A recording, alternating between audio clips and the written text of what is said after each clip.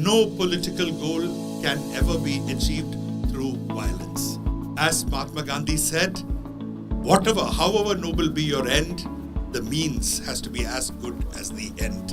And anything you seek to achieve with violence will not succeed. On the occasion of the 150th birthday anniversary of Mahatma Gandhi, flowers were placed at the Gandhi Monument in The Hague. Various events took place to honor the Mahatma, to spread the message of non-violence. Special stamps were issued and were handed over to the chairman of the Carnegie Foundation. Peace is something that is still lacking. We have had the past few days the peace-building dialogues here in the Peace Palace, and I think this is a very good moment to underline in this particular way the important message which Mr. Gandhi has brought all of us. And I think 150 years after his birth, the message is still as actual as it ever was. To mark the International Day of Non-Violence, the Embassy of India in the Netherlands organized a march for peace.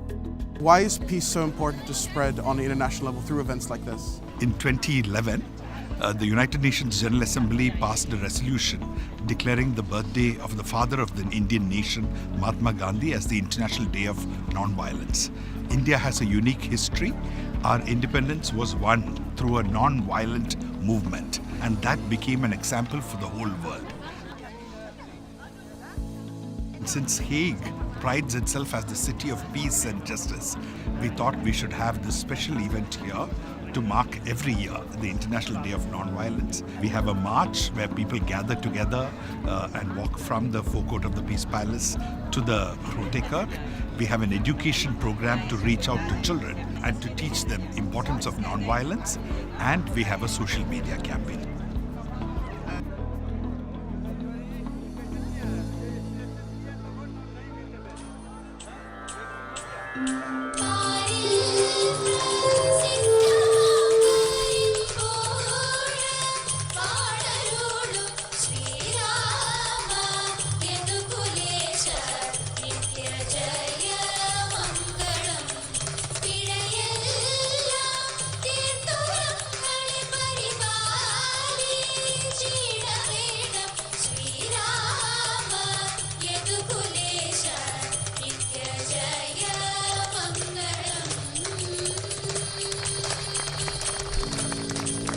We have all the way from India, one of India's most well-known, popular, spiritual leaders, Sri M. Please give him a big hand of applause. Friends, why is Mahatma Gandhi important?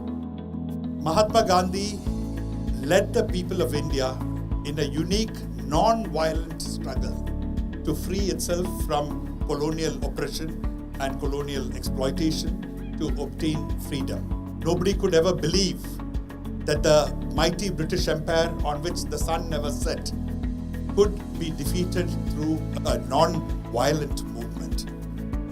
This is the walk for peace, walk of hope for bringing people together, initiated as a first example by Mahatma Gandhi.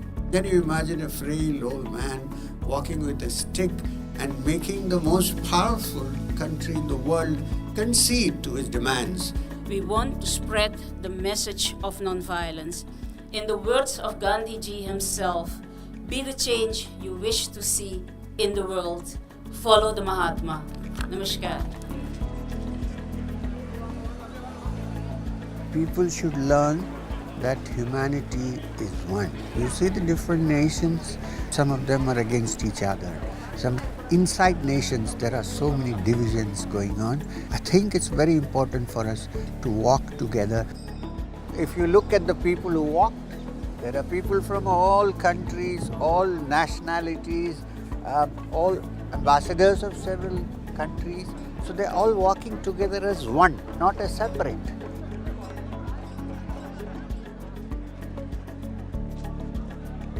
The United Nations has called Gandhi's birthday to be the International Day of Non-Violence. How do we, through events like this on his birthday, put forward his ideas, and what makes a walk like this so very special? When you say United Nations, I would say today's demonstration and the Walk of Hope is United Humans. And this is very important. Our walk is our talk. After the march, the program continued inside the big church with several speakers, an exhibition, and a cultural program.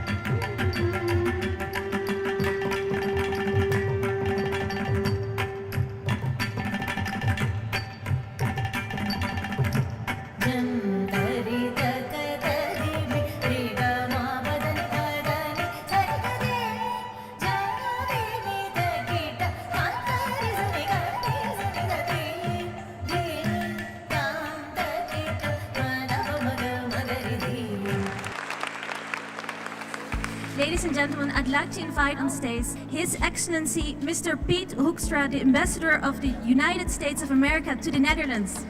When you hear the word Gandhi, we think of nonviolence. We've all had the opportunity to personally experience or meet those or visit those parts of the world that have not experienced nonviolence but have experienced violence. And we recognize how powerful and how desirable nonviolence is to resolve the conflicts among people. We as the United States, we as the West, really need to stand up for our values, which are freedom, democracy, but really respect for human rights, respect for each other as individuals. That is a value that's deeply ingrained in the West, and that is one that we need to continue to promote.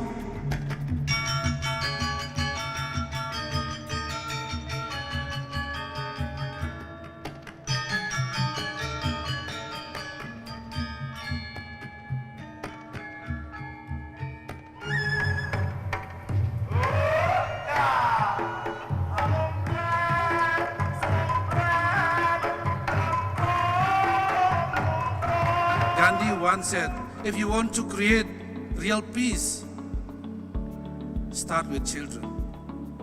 And the children will also give an inspiration how we as an adult to create peace and non-violence in everywhere we stay. He spread out the movement of non-violence as a tool to win the heart and mind of the people. Unfortunately, today we are not yet living in the world that Gandhi dreamed of. In this moment, Afghanistan is one of the biggest victims of violence. When it comes to non-violence and human rights, Afghanistan and India have always shared common values. Ladies and gentlemen, let me finish my speech with the hope that one day the whole world become the peace palace in which the humanity is honored. Human rights are not restricted to few cities, and every single human has its real rights of living in a non-violent environment. There is no country in the world that is safe from terrorism. How can we move into the future with relative peace in regards to the problem of terrorism on a European level as well as on a country level? Of course, it's a very problematic question you're asking me, in the sense that it is very difficult. As we are human beings, we are not perfect, and there will always be people who have maybe less good intentions than others for many different reasons, but the means they choose are not the right ones. So the means we have to use to attack these wrong methods is try to educate the people that these are not the right methods, that peace, friendship and love and good understanding and their own well-being will always be found with different means. It's a very hard task. I think it's an educational task. It's a task where we have to dialogue with people and try to convince them to go to other means.